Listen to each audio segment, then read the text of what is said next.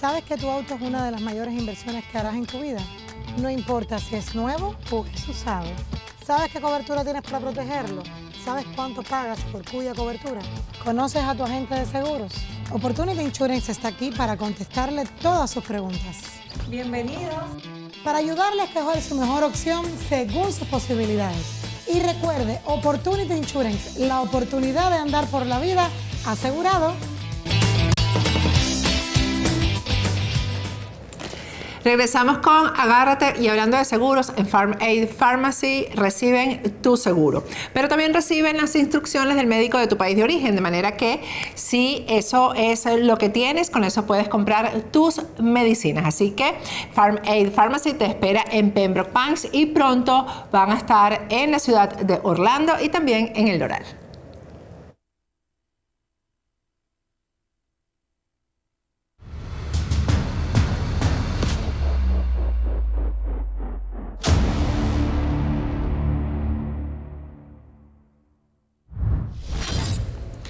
Regresamos con Agárrate y ahora nos vamos al estado Portuguesa en Venezuela. Vamos a conversar con María Oropesa. Ella es la coordinadora de Asociaciones Ciudadanas de Vente, coordinadora de Se Dice en Portuguesa.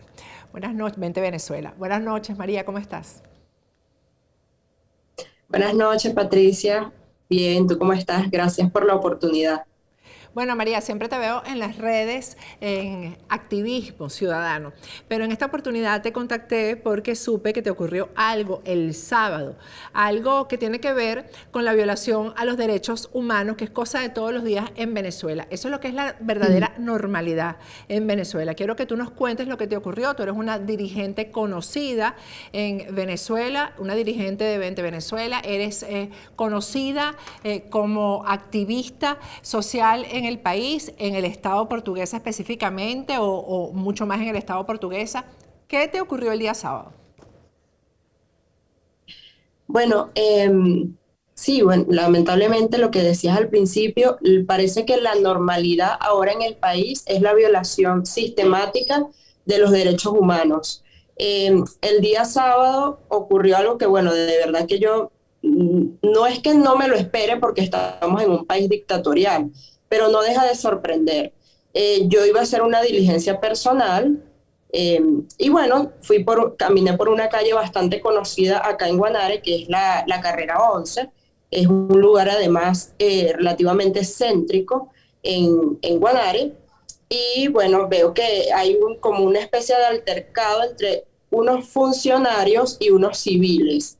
O sea, no sabía de qué se trataba, simplemente había como una pelea entre unos civiles y unos funcionarios.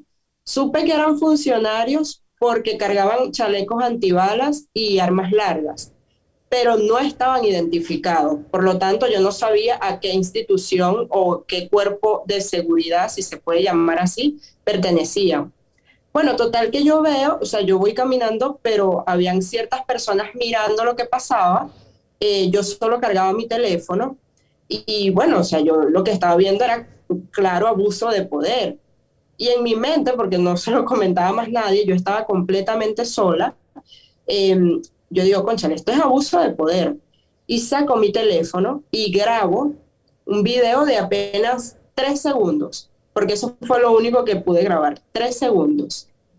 Y allí uno de los funcionarios me ve con que yo tengo el teléfono, que claramente estaba grabando o tomando fotos. Bueno, él no estaba seguro, pero igual me dice de manera agresiva y grosera y vulgar, me dice, dame el teléfono.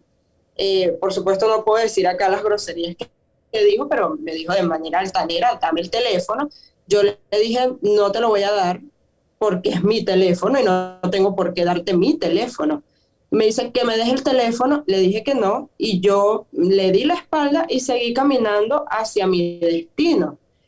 Y entonces en ese momento, como yo no cedí en darle mi teléfono, se vino él junto a otro funcionario y una funcionaria, es decir, 2 hombres y una mujer armados, se me vinieron encima, me cayeron encima y a la fuerza me quitaron mi teléfono. Y luego, bueno, empezó que me montaran esposada a la patrulla. Yo les decía, no hay razón para que me monten esposada porque yo no estoy haciendo nada. Yo estoy caminando por una vía pública de Guanare. Y finalmente me montaron a la fuerza a la patrulla y allí me llevan al 6CPC y es donde yo me doy cuenta que los funcionarios son del 6CPC. Entonces, bueno, en el momento que llegamos siguieron las humillaciones, siguieron las amenazas, que si conseguían fotos o videos en mi teléfono me iban a meter presa, así literalmente lo decían. Y yo les decía que no había razón para que hicieran eso, porque además, bueno, ellos me pedían la clave de mi teléfono y yo me negué también. O sea, yo les decía, no les voy a dar la clave porque es que no tienen derecho de pedirme la clave, o sea, no hay ningún motivo para que puedan interferir en mi teléfono. Y bueno, total que yo en vista de que la cosa estaba tensa y que estaba sola, o sea, creo que al menos para los creyentes solo me acompañaba Dios y la Virgen porque no había nadie, o sea, no había nadie. Yo les dije, tengo derecho a llamar a mi familia tiene que saber que yo estoy aquí, mi abogado tiene que saber que yo estoy aquí. No me dejaron llamar nunca a nadie, ni comunicarme con absolutamente nadie. Y además el teléfono lo tenían ellos. Total que finalmente, después de tantos gritos, de tantas humillaciones, de tantas amenazas, tuve que gritarles que yo era abogada, que sabía lo que ellos estaban haciendo mal, y incluso le tuve que gritar el número de mi IMPRE para que ellos pudieran de cierta forma creerme, o sea, porque, bueno, estaban cegados como suelen ser. Claro.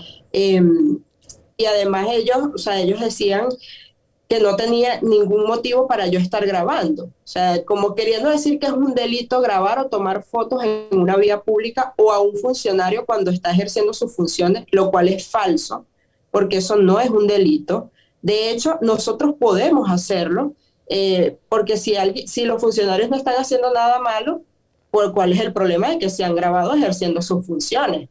Pero bueno, sabemos la situación que hay en Venezuela. Finalmente tuvo que venir la comisario general del 6CPC, que bueno, yo personalmente no la conocía, pero ella se acercó cuando le dijeron que era abogada, pues obviamente el trato cambió un poco. Me dijo que de manera amable, me dijo que le explicara qué había pasado, yo le dije lo que había sucedido y me dice, ¿para qué estás grabando? Y yo le digo, bueno, porque ¿cuál es el problema de que grabe? O sea, si ustedes no están haciendo nada malo, ¿por qué habría un problema de que yo grabe un video de lo que ustedes están haciendo? Y bueno, finalmente me obligaron a borrar el video porque si no, pues no podía salir del 6CPC. Ellos mismos ellos mismos borraron el video, o sea, me dijeron, pon la clave, revisaron absolutamente todo de mi teléfono, que también es ilegal. Claro. Porque la única manera de que revisen tu dispositivo móvil o computadora o tus comunicaciones privadas es que tengan una orden judicial para un proceso en específico. De lo contrario, no pueden hacer eso. Pero bueno, como le explicaba yo también a mis abogados que cuando sucedió eso, yo les decía, bueno, es que yo no tenía otra opción. O sea, yo lamentablemente estaba sola. Obviamente, aunque yo sabía de que ellos estaban haciendo mal, aunque ya varias veces yo he enfrentado a los cuerpos represivos del régimen en muchas oportunidades, de igual manera no dejas de sentir miedo, no dejas de sentir temor, sobre todo porque estamos en un país donde han asesinado a muchos inocentes, han encarcelado a muchísimos inocentes y les han sembrado también falsos expedientes a muchos inocentes. Entonces, yo no tenía ningún testigo, no había nadie allí, o sea, nadie conocido, yo andaba sola caminando, iba a ser una diligencia, no pensaba que me iba a pasar esto, de verdad no lo esperaba.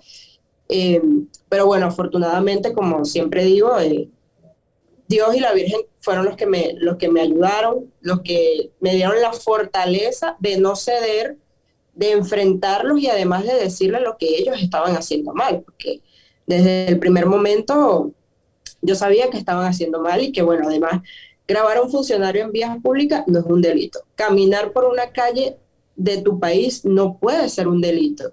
Y de hecho, yo mismo me hago la pregunta, ¿es que acaso es un delito vivir en Venezuela?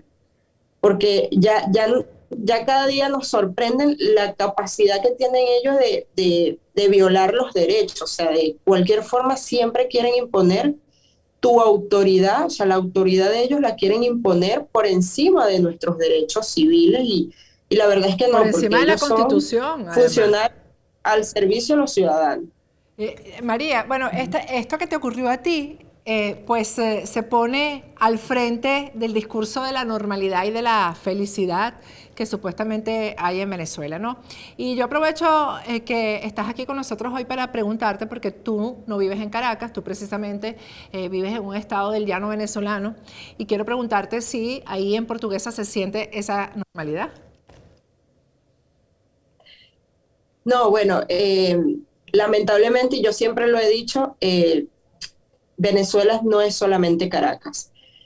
Hay otras regiones del país que, bueno, que no están disfrutando de esa burbuja, porque efectivamente es una burbuja lo que hay en el país, con algunas zonas con ciertos bodegones, ciertos locales nuevos, que bueno, no sabemos de qué manera los hacen tan rápidos, pero eso no llega a toda la población del país. Es decir, según ENCOVI, hay un 94% de pobreza en el país y un 76% de pobreza extrema en el país aproximadamente. Es decir, ¿quiénes están disfrutando de las mieles bueno, de la Venezuela que se arregló? Aproximadamente un 5%. Eso no es toda Venezuela, evidentemente. Y en el caso de Portuguesa, nosotros hemos estado desde 20 y desde CEDICE también hemos estado en constante activismo social, activismo político, incluso activismo académico. Y hemos visto cómo todas las áreas del Estado, que es en el estado donde me encuentro, pues ha estado bastante maltratado. Por ejemplo, esta semana estuvimos acompañando la protesta de los transportistas en el estado, porque bueno, lamentablemente ahora el combustible en Venezuela ya no es la gasolina gratis y el gasoil gratis, sino que ahora también está dolarizado, a pesar de que en Venezuela, en teoría, la moneda legal es el bolívar y los funcionarios o empleados públicos cobran es en bolívares, pero todo se maneja en dólares. Esa es la Venezuela que hay ahora, ¿no? Entonces, estos transportistas que ellos en su legítima protesta, algunos decían, bueno, es que quieren gasoil gratis, y no es el tema del gasoil gratis o la gasolina gratis. La cosa está en que tenemos un régimen que quebró a PDVSA, un régimen que además regala a Cuba, le regala a Cuba barriles de petróleo, pero se lo quiere cobrar a los venezolanos, a los más pobres, a los trabajadores. Y que además de eso, bueno, cada 15 días te cobran un precio distinto en los peajes, además de eso te están ahogando en los impuestos y además de eso la inflación no para, porque todos los días aumenta la comida en Venezuela, todos los días aumentan las medicinas en Venezuela y todos los días posiblemente lo ven ustedes en sus redes, hay alguna persona pidiendo colaboración o ayuda por un familiar que no tiene cómo cubrir sus gastos médicos en un hospital o en una clínica, porque bueno, esa es la realidad que hay, así como también los constantes cortes eléctricos en el estado, que sé que son varios estados de la región, incluso el problema del agua. En estos momentos en Guanare no tenemos agua, al menos en la parte céntrica, o sea, no hay agua.